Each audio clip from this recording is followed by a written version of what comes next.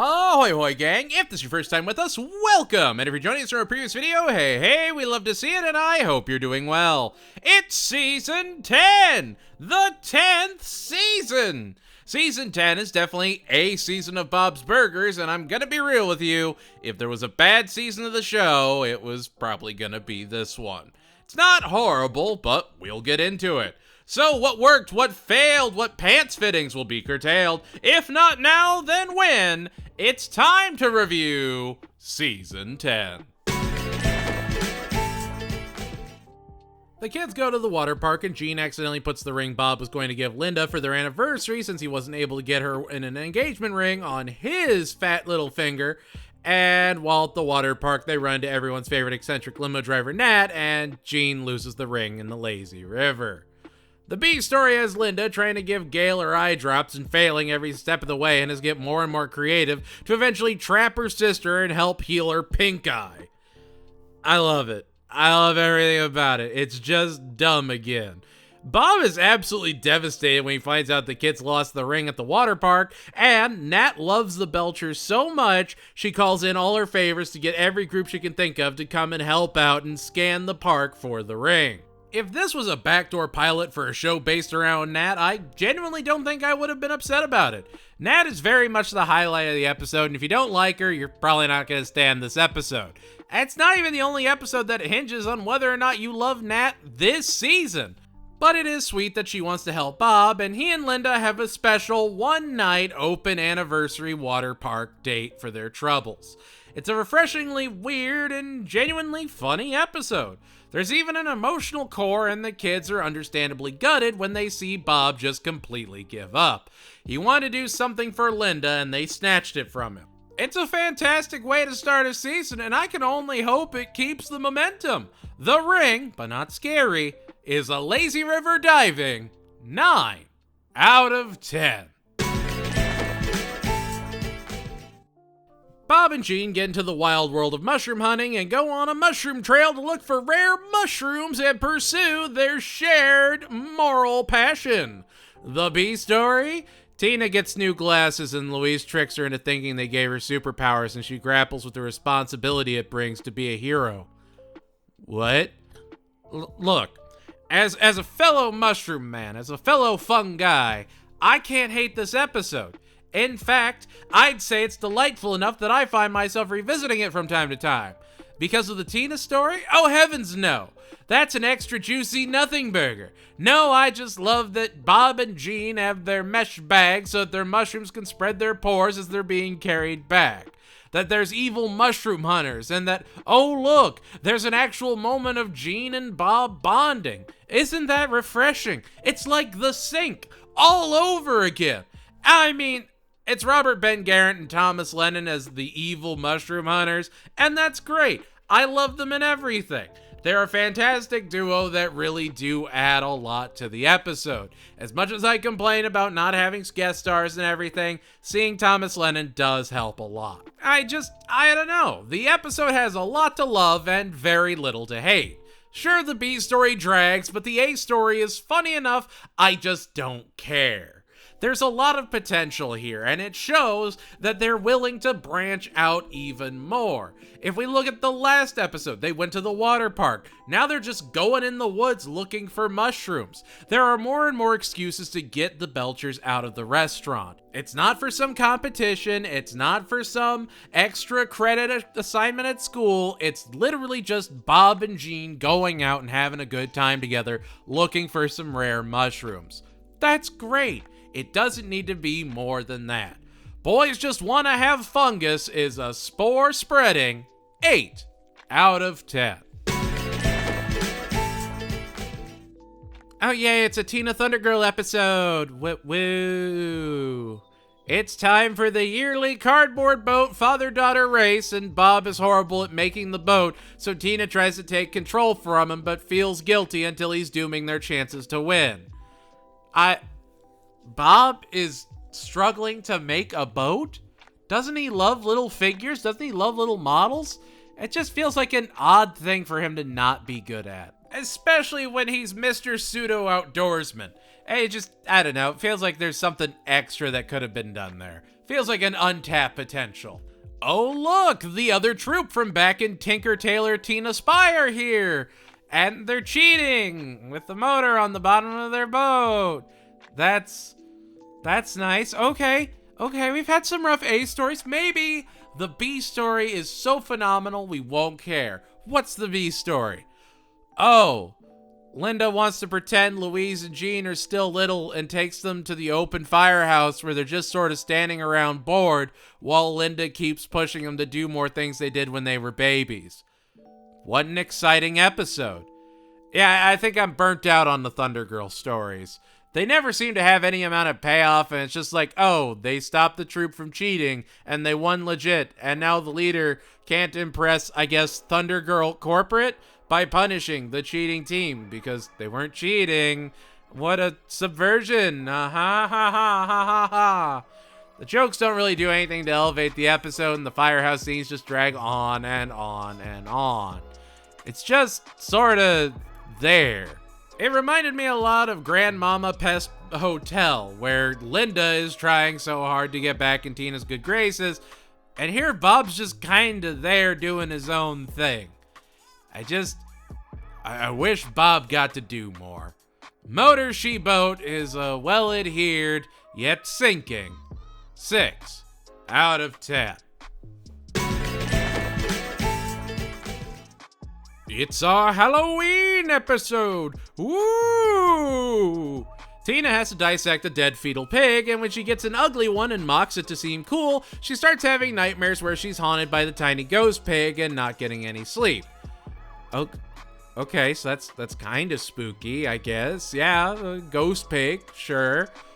I'm just from last episode afraid to ask, but what's the B story? Linda loves cleaning Bob's ears and getting giant globs of earwax out. Cool. Yep, that's a story, all right. Halloween-ish? Kinda. I guess she lights some candles and makes it kinda spooky. I don't know. It's a miss from me. The Dreamskate fight with the pig was okay, and it makes sense she'd be racked with guilt. I'll admit, I was watching the hayride scene and Tammy was about to talk, and I just knew she was going to say something horrible, fart, and blame it on someone else. And then sure enough, she says something horrible, farts, and blames it on something else. The prophecy has been fulfilled. Hooray! Huzzah! She's the worst. They're all just the worst. Literally everyone else is a fleshed out character, and then there's Tammy that refuses to change, and that's her character, that she is always Tammy. The worst. Awesome. The episode is just so nothing, and I hate that I feel like a broken record saying that. Make no mistake, I enjoy the show, and I'm not trying to be burnt out at all, but when this episode is up against even just Nightmare on Ocean Avenue Street from the last season, it just does not compare. Tina is haunted by a dead pig, and Linda finds a new kink. You can't hang too many jokes on a skeleton that small. Pig Trouble in Little Tina is a 7 hands clapping 6 out of 10. The family is going on a mall adventure. Bob needs new pants. And so Linda is determined to take her man clothes shopping. Except there's an author she wants to hear. Tina wants to prove to Tammy and Jocelyn her boy mall game is on point, and Louise and Jean want to get rideable motorized animals to race around the mall. Tina finds a sleeping guy on a bench named Brian, and she sits next to him. He rests his head on her shoulder unknowingly, and his friends start to think Tina is his girlfriend and keep pushing until she finally admits to the lie. Brian would be played by Tacoma FD's Good Place Deserving Eugene Cordero. Bob and Sergeant Bosco pants shop for each other, Linda predicts how a wine murder thriller will end, and Louise has to defuse an out-of-control animal before it crashes into a Graziella doll display. A lot of moving parts, and they're all largely fine. The Tina stuff is awkward and weird, but to her credit, she did try to fight it initially, even if she didn't fight too terribly hard. The Louise and Jean story was probably the strongest, the Linda one is definitely the funniest, and Bob and Bosco is honestly kinda touching. These two awkward dudes were fluffing each other up and encouraging each other to try weirder and weirder pants because they had no guidance whatsoever. Sergeant Bosco, of course, telling Bob afterwards, stay married. This is hell. Pants shopping without a wife is hell. Which, frankly, that's positive masculinity I can get behind. Yeah, of course, the Belchers going to the mall is gonna be chaos, and that's honestly a godsend for the episode. It leans into the chaos as much as it can and succeeds because of it. Legends of the Mall is a patchwork yet perfect. 8 out of 10. Yuki just had a kid, so Kojima's back in town to visit his grandkid when Bob and Louise get ready to do a special viewing of a Hawk and Chick movie at the restaurant with him. However, they get a special director's cut that Kojima refuses to look at, and he steals it so it can't be shown off. The reason being, he'd asked the studio to edit out an actor that outshined him on that particular film, and he'd been living with that guilt for years. Okay then. Did we need more Hawk and Chick? Not really, but it's nice that they tried a new adventure with them, and there are parts that do work, but overall, Louise kind of makes the episode hard to watch. Oh, she lied to everyone about where the $1,000 deposit is coming from and brags about knowing Kojima and makes the event all about her. Awesome. If Louise wasn't as integral to the episode as she is, I think it would have been infinitely better. If you took her out, if you reworked the story. The Kojima reveal, I think, would have been better if the actor was actually there to maybe see it and you had a resolution that way. Otherwise, it's just Kojima asking for a re-release of an old movie so an old actor can get some recognition all off camera. Cool. Seems sorta unnecessary, huh? It's close to succeeding, but not quite there. The Hawkening, look who's Hawkening now, is a humble bragging, yet largely dull, 6 out of 10. Bob and Linda get invited to hang out with cool hipsters Beckett and Maya, played by Ken Marino and Naomi Ekperigin, respectively. Bob and Linda go to hang out with their new cool friends and leave the kids to be babysat by Jen, who drove her cousin's ice cream truck over before the freezing rainstorm moved in. Bob and Linda feel embarrassed and boring when they're surrounded by all of Beckett and Maya's cool friends, and they try and dip out so they don't embarrass themselves in front of the host during talent share time. Meanwhile, the kids harass Jen to go sit in an empty ice cream truck and play with the speakers because, of course, they do. Tina tells Jen to drive them around, the truck starts slipping on the ice, they all have to go to Pickles, the strip club, and Bob and Linda are skating down the sidewalk to save their kids. Oh look, Beckett and Maya think they're so cool for being parents and are envious of how exciting their day is as they save their kids from doing a horribly dumbass thing to do. I know it's a lot. I know I'm asking for the stars here, but could the kids not be the source of conflict once? Just once. All I want. I don't know. It's just not even a great Jen episode, and I typically enjoy Jen. This is just more of the same. Oh look, Bob is personable. Everyone is safe by the end of the episode, and they're finger wagging as kids will be kids.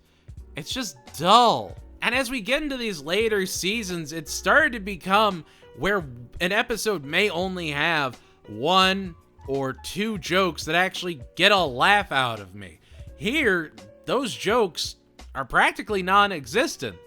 It's just, look at how cool these people are. Oh man, I wish we were as cool as these people. Well, we're parents, the coolest thing of all. Credit roll with song over it because we're Bob's Burgers. It just feels half awake. Like they don't want to realize the full potential of a story like this. Land of the Loft is a skidding and sliding 5 out of 10. It's our Thanksgiving episode! Bob gets a very special heritage turkey that he cries just thinking about. However, on Thanksgiving, when he's ready to create his masterpiece, sure enough, the gas goes out. He tries to cook the turkey on a spit in the alley, but the fire department keeps coming to shut him down, with the lead firefighter played by Natasha Rothwell. Look, Thanksgiving is Bob's holiday. I get why he'd be so passionate about getting this turkey just perfect. Yeah, he spirals, yeah, he goes crazy and shuns the family to focus everything on getting the turkey just right, and by the end it's burnt to a crisp, but actually tastes incredible. It's just, that's all there really is to the episode, is Bob slipping more and more, trying to cook his turkey in the rain, getting every single fire he makes doused by the fire department, and it's just there. I'm tired of saying that. I'm so tired of it. It's okay. It shows that Bob really desperately needs Thanksgiving to go well, but it's also like, at what point do you draw the line? Is this my favorite Thanksgiving episode? Of course not. Is it my least favorite? I'm torn. Because there's only one other one I would say is worse than this, and it might not actually be. Just because of 2 puns in the episode. This might actually be my least favorite Thanksgiving episode. It's just disappointing. Of all the episodes, I always thought the Thanksgiving ones would have at least a semblance of high quality at all times. It's just kind of proved they're gonna be a victim of being okay too. Now We're Not Cooking with Gas is an alley roasted, yet juicy 6 out of 10. Gene gets a role in a local play, but instead of being quiet and following his lines, he goes crazy and hops around and Gene's up the production. Turns out Linda begged the director to give Gene the role if the family could sell tickets, and he didn't actually earn it himself. It'd actually be the start of Phil Lamar showing up more and more within the show, so, that's neat. Oh, the B story is Tina and Louise pushing theater tickets on restaurant customers and end up selling them all. Cool. Hey look, when it's time for the performance, they let Gene be Gene and he steals the show by being wild and weird. Okay. I was actually bored by this episode. Like, genuinely and completely bored. It's got Mr. Ambrose in it. Usually love that character. Linda and Gene episodes have started to dip, and they're gonna kind of just keep dipping as their story angle gets weirder and weirder. I don't know. This isn't how you do a Gene story, and it just feels like 20 minutes of radio static. There's still some things to love about this season, but this is absolutely one of the worst episodes of the show. Still not the worst. Keep watching to find out what is. All That Gene is a show-stealing, leg-breaking 4 out of 10. It's our Christmas episode! Linda is working at the post office and gets a package that absolutely has to get to a guy's nephew by Christmas, but he dropped it off too late, so now the postal service won't deliver it. But it's okay, Linda's gonna commit a federal crime and deliver this gift. Naturally, Mike the mailman goes to stop her. Bob is terrified of Linda going on an errand since it leaves him and Tina stuck having to deal with Gail and Linda's parents as Gail starts blowing up at them. Oh look, Gary Anthony Williams is back. That's nice. Linda gets the gift to the kid, Mike steps in to at least get a signature for the package, and Christmas is saved. I really wish that the one time we get a Mailman Mike episode, he actually gets to, be the focus. At least it feels like a Christmas episode, I guess. But you know what?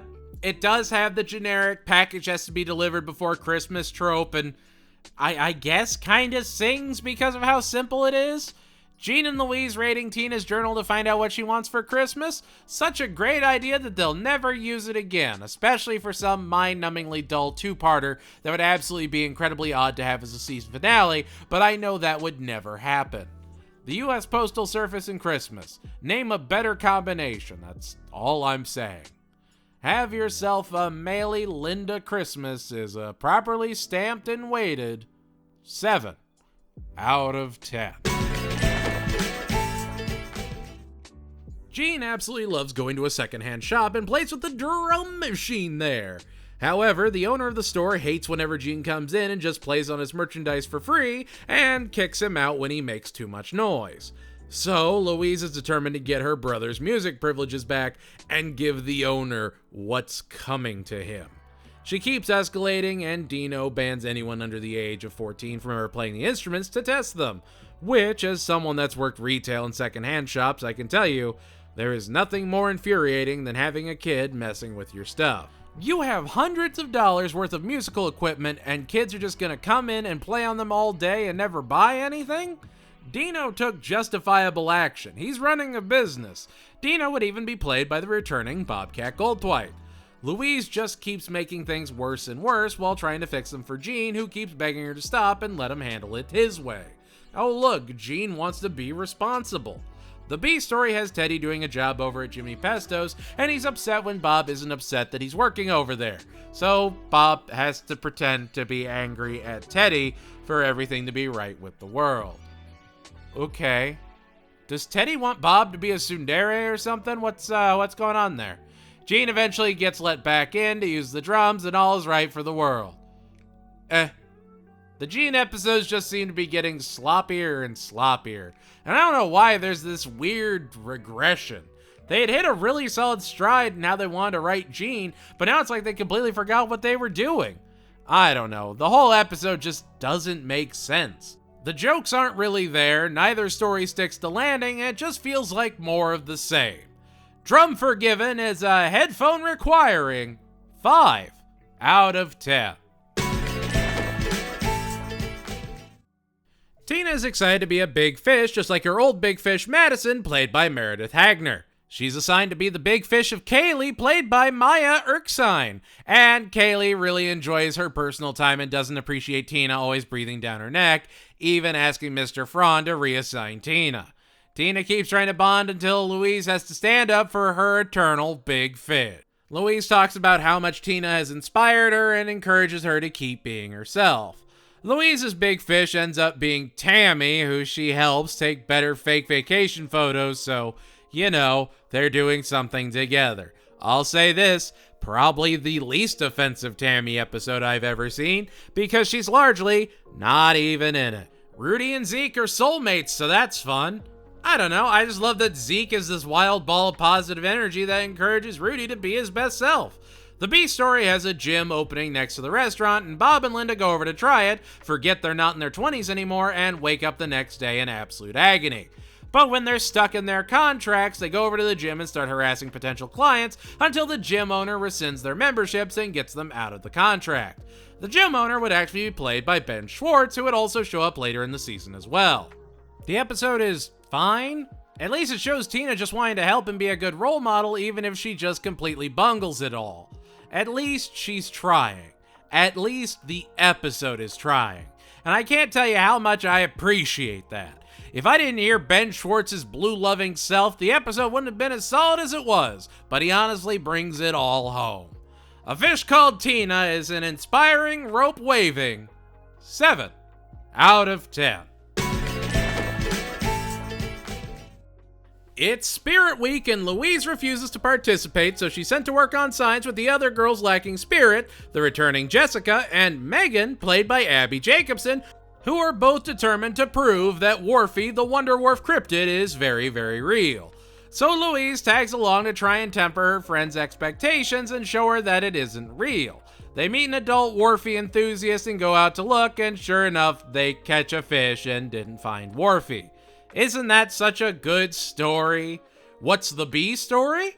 Oh, Bob takes Mort's masterclass from pro chef Michel Durocher and listens to class after class not understanding anything at all. He keeps trying to fathom the lessons and keeps failing until he forgets everything he knows and has a mind-bending epiphany that everything is food.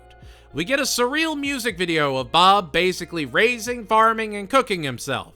Man is crying over his revelations and the episode just kinda ends. I'm not saying Wharfy needed to be real or anything, but give us something more, huh? Anything more. Maybe make the Bob story the A story and have the Louise B story just be one anticlimactic letdown after another. Also, I don't know, why not have Teddy help Louise look for the monster instead of introducing someone brand new? Teddy was in the service. He could have heard a story from a sailor about Wharfy, or maybe has a boat and is part of a society looking for Wharfy, and Louise uses them to prove he isn't real. It just feels like the laziest option for that story, and I truly hate to see it from a series like Bob's Burgers of all things. Teddy wasn't even needed for the B story, so it makes sense he was doing something else. I don't know, just feels like missed potential. Overall, though, still fun and still better than the rest of the episodes of the season. 3 Girls and a Little Wharfy is a world-changing, yet under-realized 8 out of 10. The school needs a new song, and Tina wants to be immortalized as the person that came up with the new school song. Awesome. Mr. Frond helps her write her anthem, and by that I mean he writes all of it for her as an attempt to get his own song chosen over Jimmy Jr.'s magnum opus, Wagstaff, You're a School, and I Want to Be Inside of You. You know what? What's the B story so I don't get my hopes up? Jimmy Pesto gets a metal awning that reflects the burning righteous light of the sun directly into Bob's restaurant, and they have to somehow stop the blinding rays. Teddy even trying to sacrifice himself to block the windows with cardboard like a hero. Look, if I was in Mr. Franz's shoes, I'd absolutely do the same thing. Having the kids actually make the anthem is crazy, and yeah, he absolutely did not want them to win. But man, oh manity, what happened there? Again, just another under-realized idea. The B story is honestly fun enough that I don't care though. Bob, Teddy, and Linda is my favorite team for any story, and it's great to see them feeding into each other's craziness as they keep escalating until they're trying to attract pigeons to dull the metal on the awning. It's a forgettable episode, but when you get that B story, it jumps out at you and makes you laugh at how absurd it was. And honestly, I'll take that. Where the last episode felt incomplete, this episode at least felt familiar, like a return to the true background episodes of Bob's Burgers. Wag the Song is a school inside of being 7 out of 10. You're a school and I want to be inside of you. Enchanting. Gail is doing a Yurt seminar on how to be a better artist out in the woods where Tina and Linda go to be a support, except her only actual student is just there to experience one-star experiences and review them so her viewers don't have to endure them. That's right, this episode, Gail's a lol cow.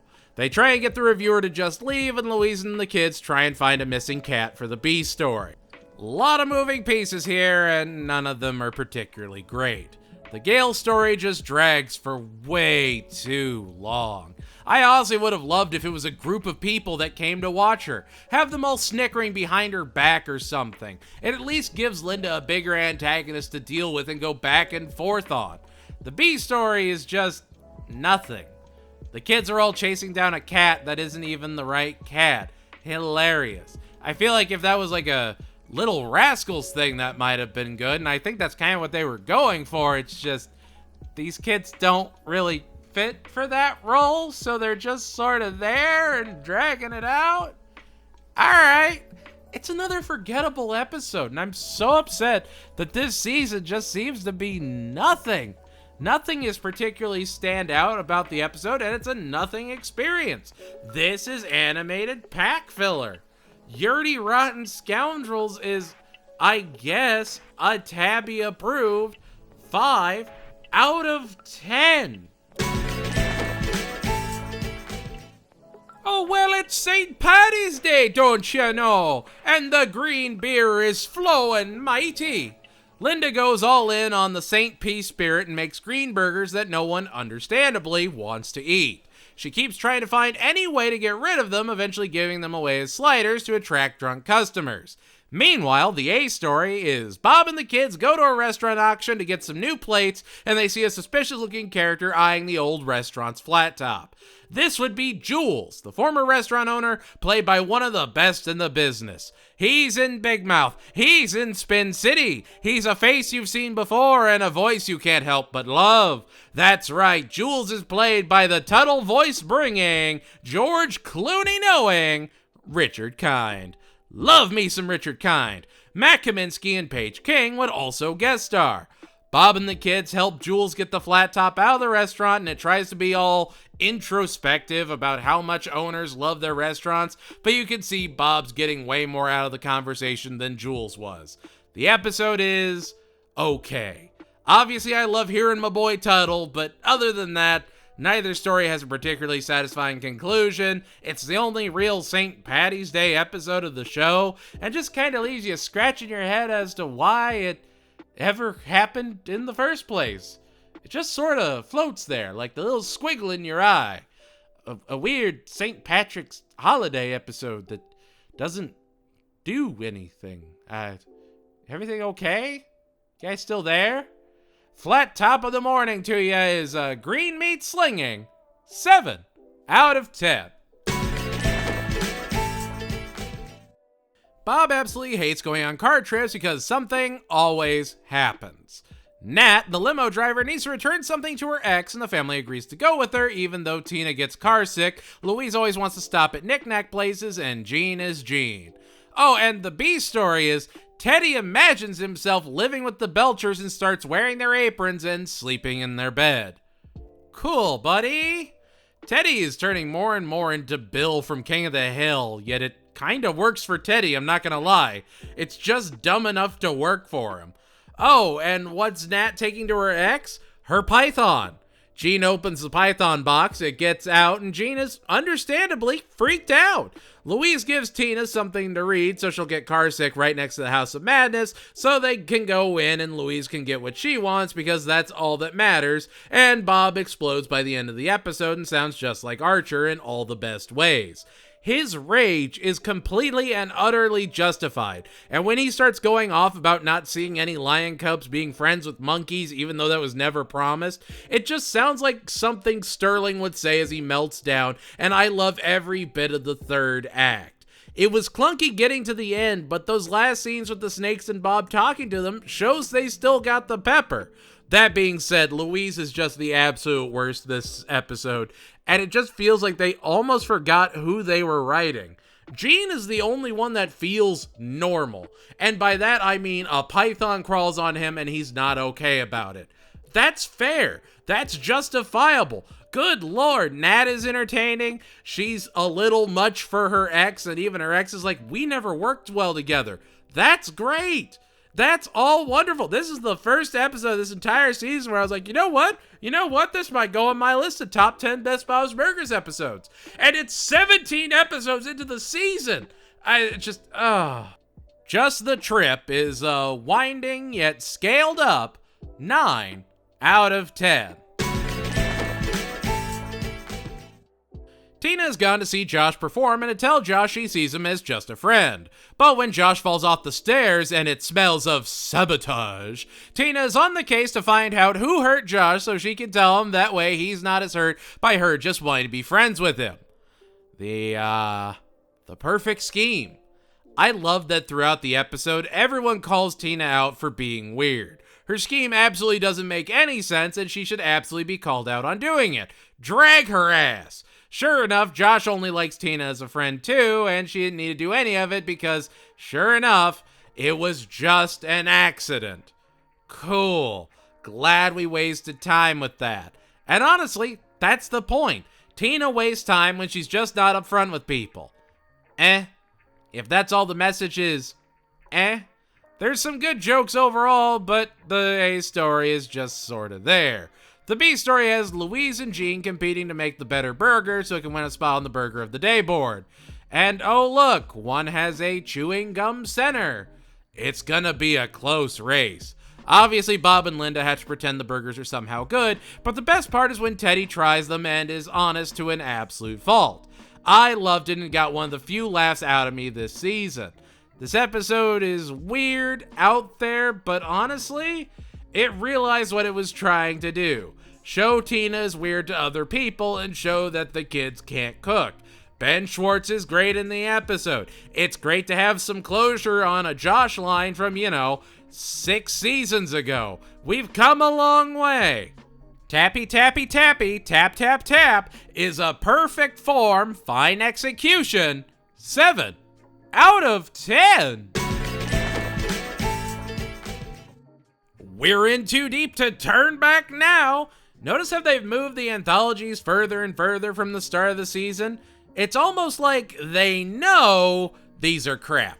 I'm just joshing. Compared to the last one, this one deserves an Emmy. Teddy accidentally burned down a pagoda on his last job and he's starting to doubt himself. Bob is hesitant to hire Teddy because his electrical work led to a fire. But they all know he'd be cheaper than another professional, so the kids try to motivate Teddy by telling him about all the great handy stories out there. One being based off Waterworld, another is Disney's Up, and the last is a giant robot versus kaiju story reminiscent of Voltron. Oh look, Boys for Now are in a floating house, and yeah, I still don't care about these anthologies, but at least this one wasn't offensively bad. I don't know, I guess the Waterworld reference is the best of the episode? It's also odd, like, who are these anthologies for? Those references are dated for my age range, and I'm a little older than the usual Bob's Burgers viewer. If it's for the parents, I get it, but I don't know. Really? Waterworld? The Kevin Costner critically panned box office flop? Like, okay. Also, does anyone actually enjoy Boys for Now? Like, please let me know, because I genuinely don't understand why they're so prevalent in the show. Am I just missing the joke? Because they just seem like the Chip Skylark of Bob's Burgers, yet they keep coming back. I don't get it, and I'm sure that's a me problem. The Handyman Can is a non-eye melting 6 out of 10. Linda wants to make a video to send to her parents, so she tries to get Gene and Tina in pickle costumes and come up with any kind of idea for it until they give up and just make them a card instead. Glad that B story exists. Great job, team. The A story and the main focus of the episode is Louise is afraid of taking the Browns to the Super Bowl in a public arena, and she has an overnight aquarium stay with her class coming up. She tries to find workarounds with Bob, who understands her plight, and Linda tells Bob he shouldn't just be defending Louise, he should be helping her too. And so Bob starts encouraging Louise to face her fears, and sure enough, she uses a public restroom. I get it's a very real and relatable issue, and they did approach it with some amount of care, so I do appreciate that. But the episode dragged for so long, and when the B story is all that effort for nothing, it just feels let down. I'm glad Louise grew and it was about Louise facing her fears for a change, but it's so close to being something. Though I can absolutely see it being a very special episode and helping a kid get over the same issues Louise is facing here. It is something that can upend someone's life, and it can be a spooky thing for them, I'm sure. That being said, the jokes were okay, the elements were there, but the emotional core felt a little surface level. Poops, I didn't do it again is a twice flushing 7 out of 10. When Tammy brags about how amazing New York is, Tina wants to experience New York instead of trying to find a local hero. Linda doesn't want Tina to give up on her home and starts taking her around to try and find anything that might inspire her, eventually finding a musician named Dove who plays on her houseboat in seclusion. Dove would be played by comedy and voice acting legend Lorraine Newman. The shopkeeper in this episode would also be played by the late great Gene Parmesan himself, Martin Mull. Tina finds something to believe in, and it's revealed Tammy never left her hotel room in New York because she thought it was too crime-ridden, because of course she did. Say it with me now, gang. Tammy is the what? That's right, the worst. Of course she couldn't appreciate New Yorkers. They're walking here. The B story? Teddy is banned from calling into a local sports radio show because he gets too heated, so he has Bob and the kids call for him, and they talk about how pathetic Teddy is to the point that Teddy somehow gets unbanned. What a win for Teddy, having all of his dirty laundry aired out so that people will feel that he's that pathetic. Good for him.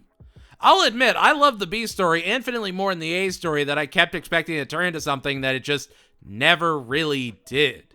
The A story doesn't even have any kind of satisfying payoff and just feels like you're being dragged to the end to appreciate the beauty of Seymour's Bay.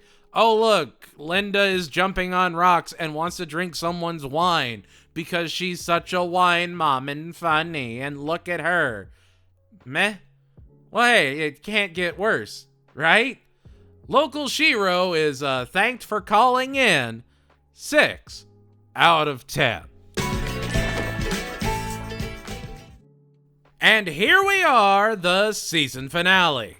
Bob has to take Jimmy Pesto his hernia medication and get stuck in his workout equipment, needing Linda to come and get him out of it since Jimmy can't get up. Season finale, folks. Linda gets him out of it and Jimmy doesn't insist on them leaving, even encouraging them to stay because he doesn't have a ton of friends. I guess. The A story follows Louise helping Kaylee become the best prankster she can be so she can pull off the ultimate prank and become a legend. But when she realizes Kaylee is doing it to get in trouble so she can be homeschooled, she jumps in to make sure it doesn't happen. Kaylee only wants all this to happen so she doesn't have to interact with anyone, so that she can just be on her own and do things at her own pace.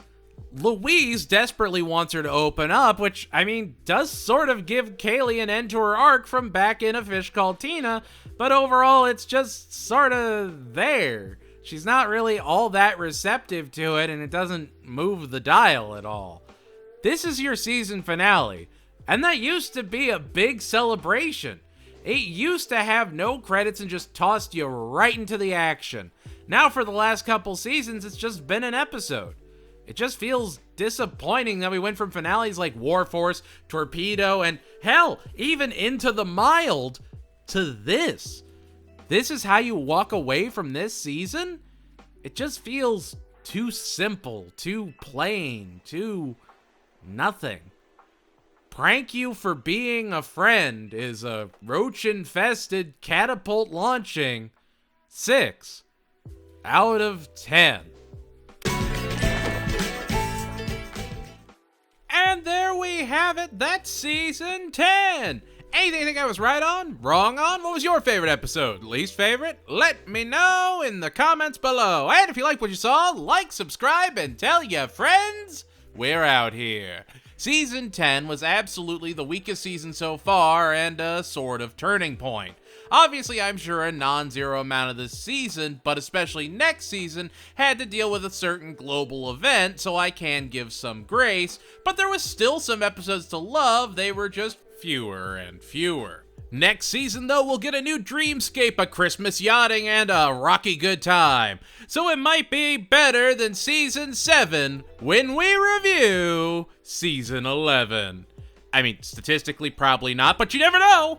Anyway, that's going to do it for us here at the Lecture Hall. And if you like what you saw and want to support the channel, consider joining our Patreon or membership program today. $2 a month and you get special polls, posts, and even your name on this fancy list. Woo! Thank you all so much for watching, and like always, stay strong, keep fighting that good fight, and even if you just woke up today, that's good enough. Thank you for being you, and know that it's gonna be okay. A rising tide lifts all ships, and I can feel one hell of a wave a-coming. Goodbye, everybody, and I'll see you all next time.